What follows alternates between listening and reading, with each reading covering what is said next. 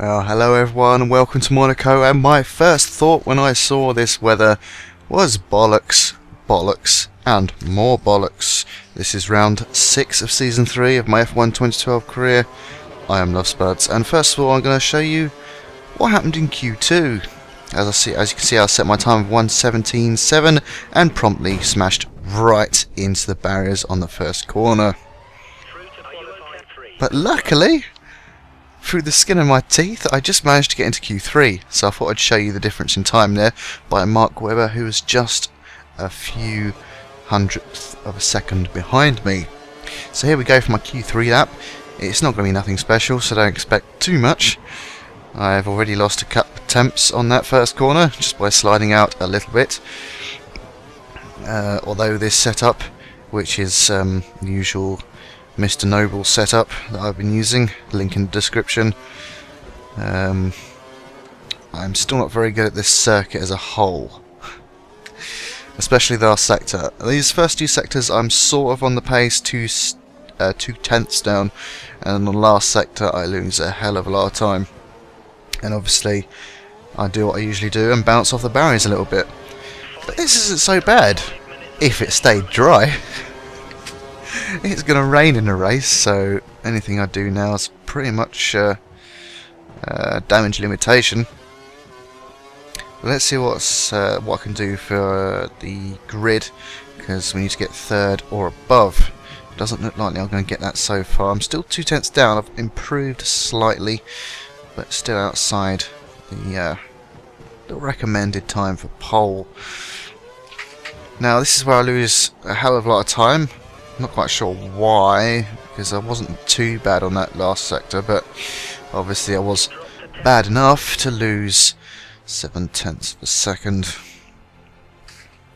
So there we go, 10th place. Didn't go very well at all. Kimi Räikkönen up there in third. Nico Rosberg starts on pole. And yes, here we go. Welcome to my worst nightmare.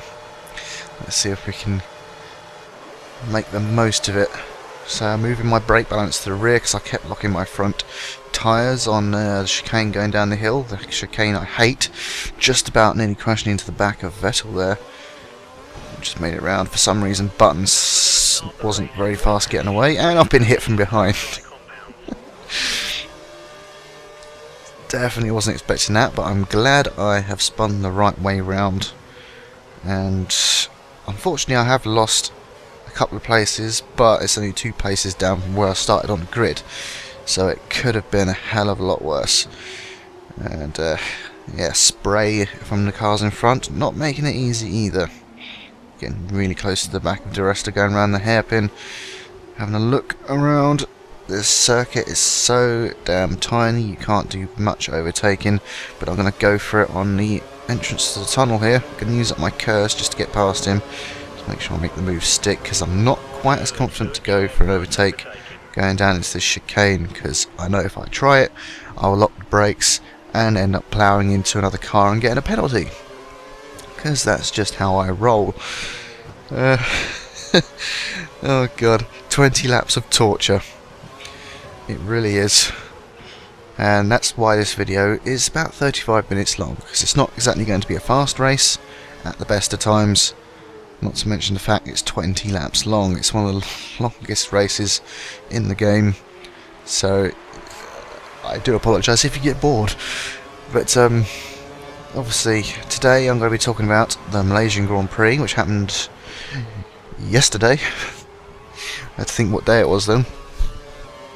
As I'm up in 9th. No one's retired yet, which is quite amazing. Still bouncing off the walls, and you know, as you notice, my driving is going to be a bit all over the place, as it usually is around Monaco. Still haven't managed to find a way of driving around here properly yet. And plus I'm sliding around the place a bit as well, because I don't have a lot of downforce. In hindsight I should probably have thought of that. And I got hit from behind there from DiResta as well. He knocked my back tyre. I saw it on replay. So the AI are quite aggressive as well, which is kind of odd, considering they're not exactly that aggressive on the other tracks. But oh well. So yes, Malaysian Grand Prix. What a Grand Prix that was in terms of boring team orders. But Vettel did spice that up a bit by ignoring his team and taking the win. Now, yeah, he has done a properly bad thing, breaking the trust in that team. There wasn't much trust there to begin with, I don't think, between him and Mark Webber. As the rest is going to get past me here, unfortunately. Sebastian may. I don't know what happened now. I must have had a spasm with my hands or something, because I went straight to the back of Di instead of overtaking him. But never mind. But anyway, Sebastian, I don't know what he was. Well, he is ruthless. There's no two ways about it. He's just pretty much as ruthless as Schumacher was. He might even possibly be worse, but I don't know. I have to see how that one pans out in his career. But he has definitely damaged his reputation, that's for sure. And, well, if Red Bull want to play the team order card again, Mark Webber's not really going to be trusting Seb, is he? And that could create a bit of problems. Might even cost them the points in the championship. I mean, I can see why Red Bull decided that they would play a team order card and tell Mark to switch his engine down on the guarantee that Sebastian wouldn't overtake him. But Sebastian obviously feeling his own championship is more important than the team's, which well, most of the time you do remember the driver and not the team when it comes to winning a championship, but you are still employed by that team, and if you don't follow what the team wants, then you could find yourself out of a job by the end of the year. But I think Sebastian thinks he's sort of invincible now. He's a triple world champion. He probably would be fired, but he might get a reprimand. I don't know what the punishment would be, but Webber is definitely looking for a punishment because he doesn't want to see. He doesn't want it to carry on. To see Sebastian being the treasured, protected little star of the team, and Webb being out on the sidelines. It is unfortunate that Vettel is so much faster than Mark most of the time. Sometimes Mark can beat him, sometimes he can't. But it's just unfortunate he's in the wrong team at the wrong time with such a fast little German finger wagging man. But oh well. But yeah, Mark wasn't slow. He was saving the tyres because the team told him to, because of the unpredictability of the tyres and whether they would last or not. But Vettel really pissing Webber off. Especially in a press conference when he said it wasn't deliberate. Well, it clearly was. It's not as if he didn't get any radio messages. And it's like he was playing the whole I didn't understand what was going on card, you know when a foreigner rocks up in your country and pretends not to speak the language when he gets in trouble, basically. It's like, I don't speak no English, sort of thing. So yeah, you absolute tart, Vettel. You knew exactly what you were doing. You were thinking in the long term of the championship, and any points you get now, as I get hit again by the rester. Yeah, he's looking to score maximum points over his main rivals, which will most likely be Alonso and Raikkonen this year. Can't see anyone else challenging at the moment, but you never know. Early days yet. I'm having real trouble with these conditions, but yeah, never mind.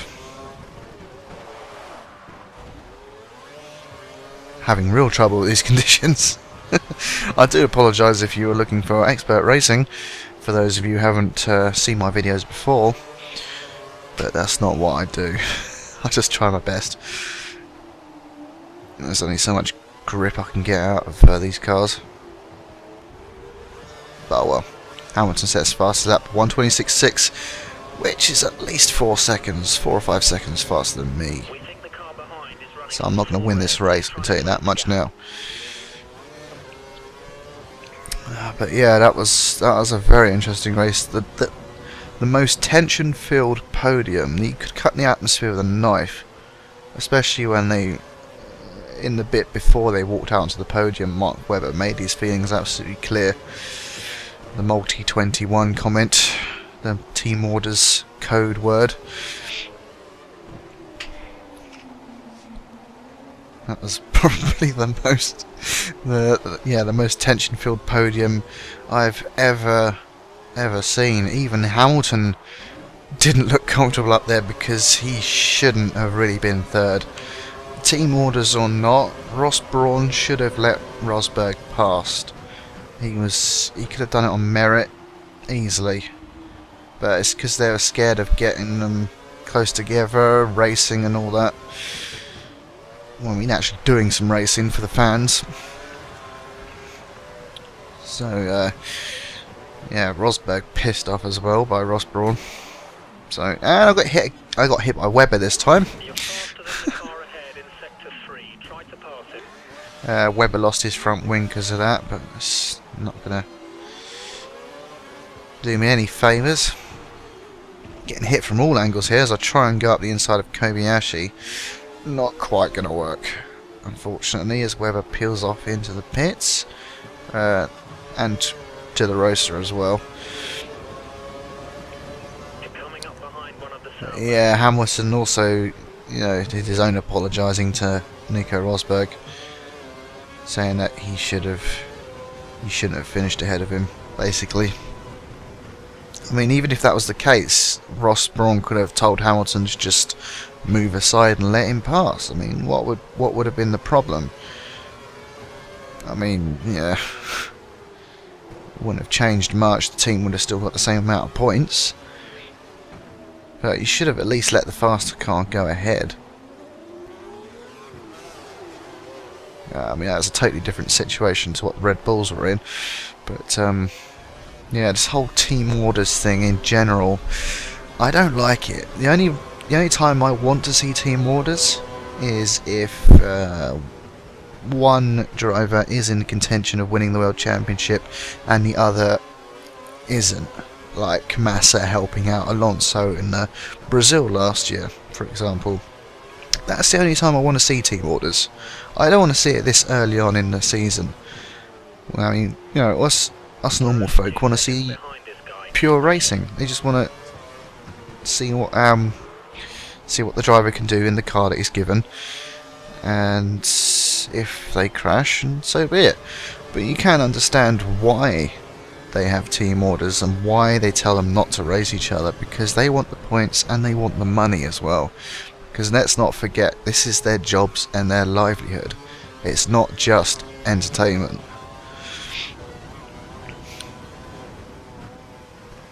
Yeah. So you have to look at that on one hand, but yeah, ever since Formula 1 became a multi-million-pound sport, it's going in that direction of looking after things and making sure they don't get too close to each other. The days of real racing have sort of passed in my eyes, even though I enjoy Formula 1 as much as I ever did. I do enjoy the racing no matter what. Races, not to mention the team orders thing, but they can't go full pelt anyway. They can't go flat out on the tyres because the tyres won't last 5 minutes. And yeah, from a fan's point of view, that really sucks, because it just means the person who's winning the World Championship is more of a tyre conserver, who can do the best fuel management, who can manage the tyres the best, rather than who is basically the fastest person, which I think is quite unfortunate, really. Unfortunate the way it's gone. But hopefully we can get back to some sort of real racing in the near future. I don't know what they plan to do with the tyres in the forthcoming years, but what I'm really interested in seeing is the new engines from next year onwards, as I do even more sliding around. I'm quite surprised I'm only 12th, to be honest. But yeah, also McLaren look like they're improving, but they had their problems today. Jenson Button's front right wheel wasn't put on properly, so they had to stop him, wheel him back and get him on his way again, because at one point he was leading the race. I never thought he was going to win the race, but he had a good chance of getting to the podium, or at least in a very good points finishing position, which is a lot better than last time out in Australia. We only managed about 2 points, I think. But at least it shows that McLaren are improving, and now they've got a 3-week gap to China. Hopefully they can get those updates or those configurations properly set up on the car so that you can actually maximise what the car has to offer.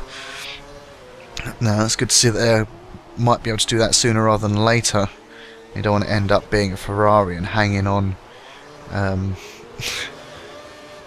doing what Ferrari did last year and hanging on to the last race, only just. But depends if they can make that gamble of going for a totally new car work, whereas all the others have gone for an evolution of the 2012 cars rather than new radical design, probably saving their big innovations for next year. But what else have we got? Force India had a really disappointing race. Both cars had to retire because of wheel nut problems. Basically, when they tried to take the tyre off, it was like they were trying. Oh god, here we go. Messing up again as Vern goes past, losing another place. And I've actually got an HRT behind me. That's quite embarrassing. But oh well. Yeah. As I was saying, the problem with the tyres on the Force India, where that they're putting it simply, they had, like McLaren they got new inserts on the wheels so they can change the wheels quicker. And basically what happened was when trying to change the wheel, they actually managed to screw on nuts on top of nuts, so that completely jammed the wheel insert, and that's why they had so much problems trying to get the bloody thing on, or off should I say, completely ruining both the races of Adrian Sutil and Paul di Resta, who were actually going to do quite well. I expected they probably would have been at least mid top 10. They would have scored some decent points there, so awful day for them. Toro Rosso, Ricciardo out again with a cracked exhaust. I mean, the second time in 2 races. They've really got to sort that problem out, because you can't continue keep doing that. But at least Fern scored some points, which is nice. I'm not a great fan of Toro Rosso, but it's nice to see they pulled themselves out of the hole they were in this time. Well, they were good at the start of last season, sort of dropped off, and then sort of came back a little bit at the end of the season. Looks like they're going to have a better season this year. But I just hope they don't beat Williams, who do seem that they're going to be struggling this year as well. Definitely not as good as the car was last year. Doesn't look like that. But yeah. Also, nice to see the Marishas doing well, beating the Caterhams. Well, Bianchi beat the Caterhams. He came 13th to the Caterhams 14th and 15th, I believe. Can't remember where Max Chilton was. I mean, he does all right. I mean, he was fighting with the Caterhams, so he's up there with them, which is pretty good for a rookie anyway. I know Bianchi's a rookie, so to speak, but he's quite a good driver. He's good on the fast corners, I believe. So they're looking forward to China to see what he can do there, which has some relatively fast corners, I believe. But yeah, it's nice to see him taking the fight to the Caterhams. I really want to see the Caterhams do well, but they really need to get their finger out their arse or something, because they're not doing well at all. As I don't quite know what happened now. I don't know if I messed up or if they hit me again, but I definitely spun around for some reason there. And now I'm really pissed off because I don't want to finish behind an HRT no matter what. That's just embarrassing, especially Carter Cahan as well. Not that I've got nothing against him. It's just it's slightly embarrassing for a Ferrari to finish behind one of those cars. So the chase is on lap 12, and I am just hoping this torture can end soon, because yeah, I just want this race to be over. Basically, it's damage limitation. I'm out of the points anyway, so it's very lucky that I have a race in hand. So I should be able to still be leading the championship no matter who's leading the race now. Yeah, the furthest I can see up is the 4th place, which is was meant to be my objective, which is occupied by Schumacher. I don't know who's leading the race. It could be Rosberg, but I don't know. Just looking at it as well, 3 cars have retired. I don't know who they are or how they retired, but I'm not surprised since it's Monaco. It's usually a high retirement rate, especially in the wet.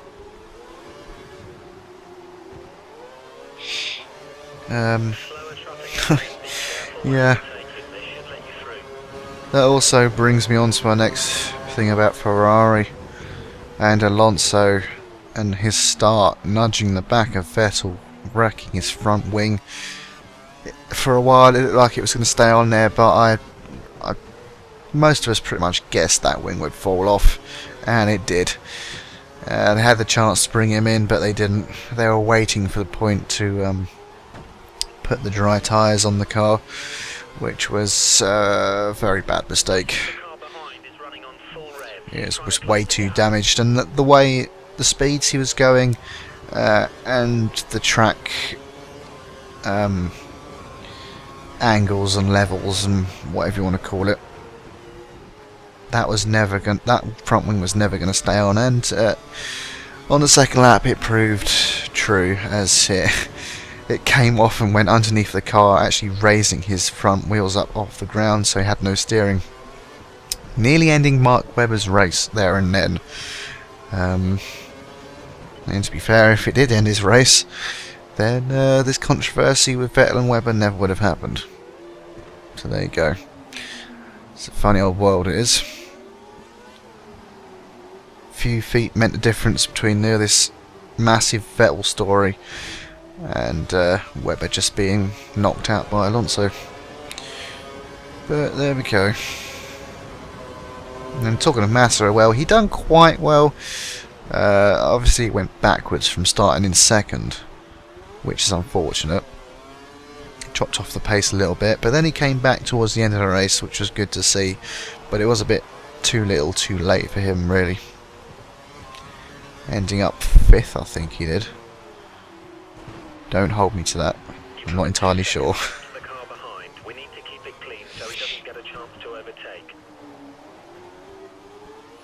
Let me just look at the oh, never mind, it's just, never mind. Results.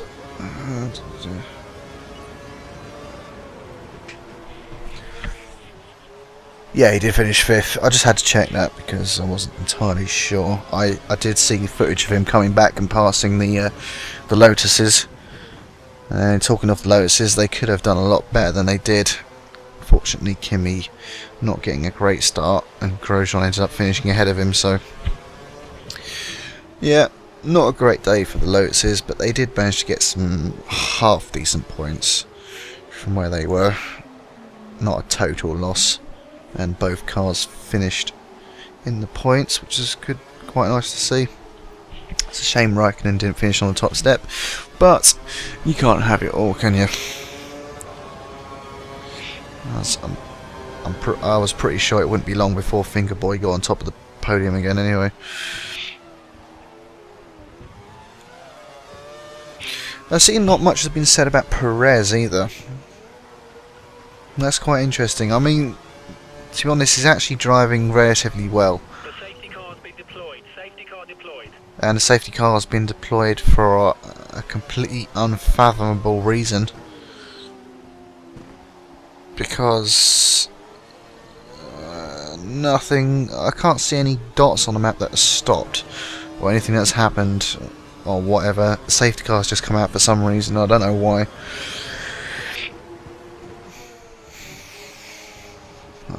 Yeah, I'm just going to come up to it now. It's coming up this straight. Yep, I'm allowed to overtake the safety car and rejoin at the back of the pack. Which, yeah, it's not going to happen with 4 laps to go, really, is it?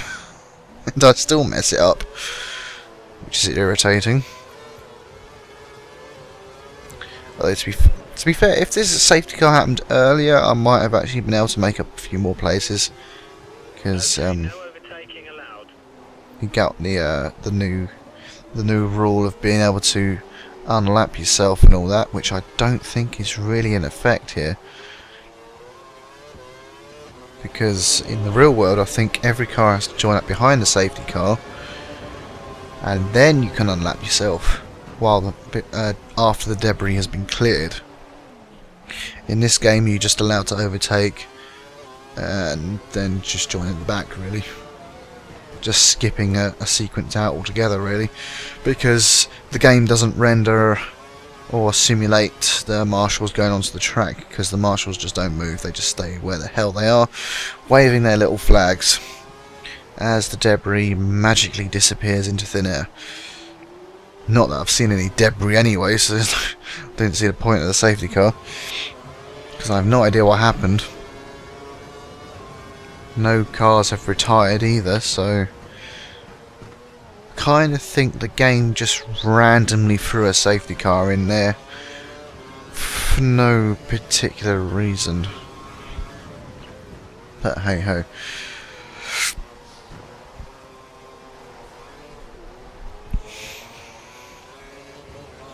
But yeah, nothing much else to say about the Malaysian Grand Prix actually. It was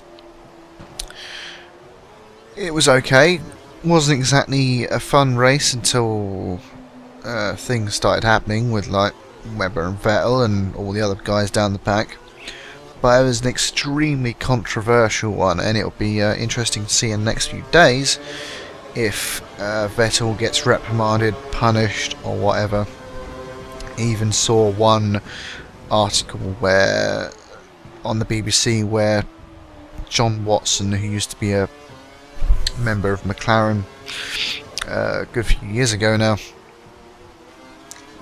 believing that Vettel should be suspended for one race for defying team orders. I don't know if it I really don't think it'll come to that, but I'd be surprised if it did, considering how cherished Sebastian is. A little little lapdog to Helmut Marko, as I mess up again. But luckily the game picks me up and puts me on my way again as a little ghost there. And as I said earlier, I just want this race to be over. I can't stand driving around Monaco on this game at the moment. I think in the first season with Williams, I done actually not too badly. This season and last season, I've done absolutely crap on this track. But at least it wasn't as bad as last season, where I ended up like 18th or 19th or something. Something down the order. As Vern crashes into me. Not Vern, Karthikeyan. Yeah. I have problems with this track. Serious problems. And I'm just amazed that I'm actually still like in the top 20, to be honest. So the safety car's in this lap just before I managed to get to the back of the pack, which is irritating because I was hoping it would stay out for one more lap at least. Apparently I'm to start weaving and braking hard in the next few corners, even though there's no need for that because I've hardly even caught up to the safety car again. So unfortunately the prospect of making up a few more places in the last couple of laps have gone, irritatingly. But what can you do? Go now.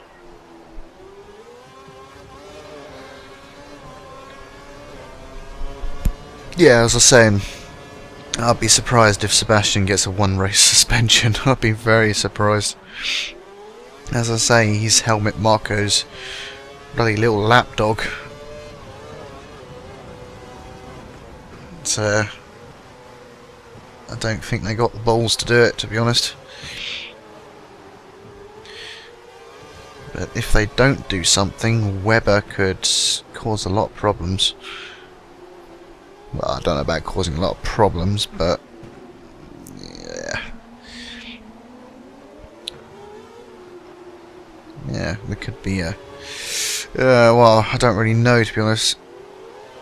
The next few races we'll see what sort of racing they do with each other, how they compete against each other from now on, because Webber's going back to Australia for a few days to relax and recharge his batteries, think things through, and decide what he's going to do from now on, I guess.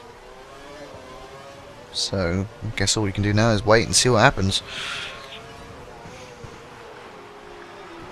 We have a gap of about 3 seconds between you and the next car. 3 seconds between the next car. Kovalainen's got past Carter Kane, which I'm probably not surprised about, because I think he broke his front wing on me. I'm still having problems with that corner, that's for sure. I'm still sliding out of there and spinning. I mean, not to mention that my tyres are wearing down because I haven't stopped. Well, neither has anyone else, really, I don't think. Apart from having repairs done to their front wings and such. I thought I was running out of fuel then. I don't remember doing that.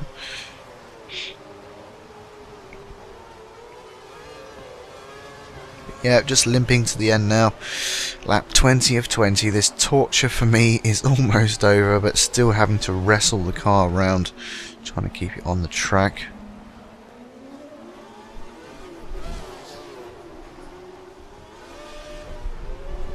As I said, it's my worst nightmare. Monaco in the rain is never nice, and I am no Ayrton Senna, that's for sure.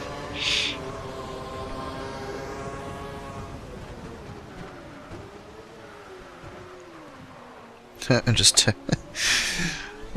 finish things off, I cut that bloody chicane. Oh dear, Kimi Räikkönen won the race. So he came up from third on the grid to win the race, which is unfortunate because he's pretty much my main rival, along with Romain Grosjean. And it also means that Lotus are going to be quite far ahead in the constructors' points now. I don't know where Grosjean is, we'll find out in a moment as I cross the line to take 13th place, which is a massive, massive disappointment that I didn't manage to score any points to get into the top 10 at all. But most of you who know me know that I don't like Monaco that much. I mean, driving around it myself, I hate it. I absolutely cannot stand it. So there's the race result. In between Jean-Eric Vergne and Kovalainen, Carter Kane ended up in 15th there, and the retirements were Sergio Perez, Massa and Webber.